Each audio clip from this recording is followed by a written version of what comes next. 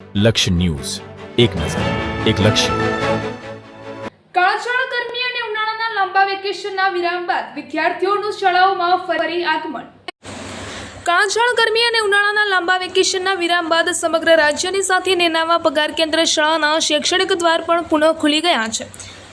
રજાઓની મજા માણીને પરત ફરેલા વિદ્યાર્થીઓને નવા પ્રવેશ મેળવતા ભૂલકાઓના કલરવથી શાળાનું પરિસર ફરી એકવાર જીવંત અને આનંદિત બની ગયું છે.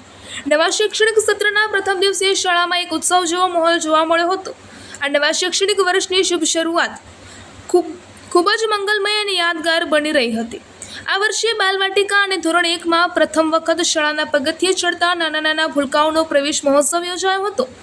શાળાના આચાર્યશ્રી તથા શિક્ષકગણ દ્વારા નવપ્રવેશિત બાળકોને કુમકુમ તિલક કરી મોં મીઠું કરાવીને તથા પુષ્પો આપીને ખૂબ જ ઉષ્માભર્યું સ્વાગત કરવામાં આવ્યું હતું.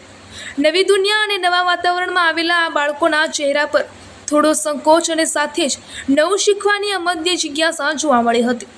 લાંબો સમય પછી પોતાના મિત્રો અને શિક્ષકોને મળવાનો આનંદ દરેક વિદ્યાર્થીઓના ચહેરા પર સ્પષ્ટ જોઈ શકાતો હતો. જૂના વિદ્યાર્થીઓએ એકબીજાને ગળે મળીને વેકેશનના સ્મરણો તાજા કર્યા હતા. શાળા માત્ર અક્ષર જ્ઞાનનું કેન્દ્ર નથી, પરંતુ બાળકોના સર્વાંગી વિકાસ અને સંસ્કારોનું સિંચન કરતું પવિત્ર મંદિર છે. લાંબા વિરામ બાદ બાળકોની હાજરીથી શાળા સાચા અર્થમાં ધબકતી થઈ છે.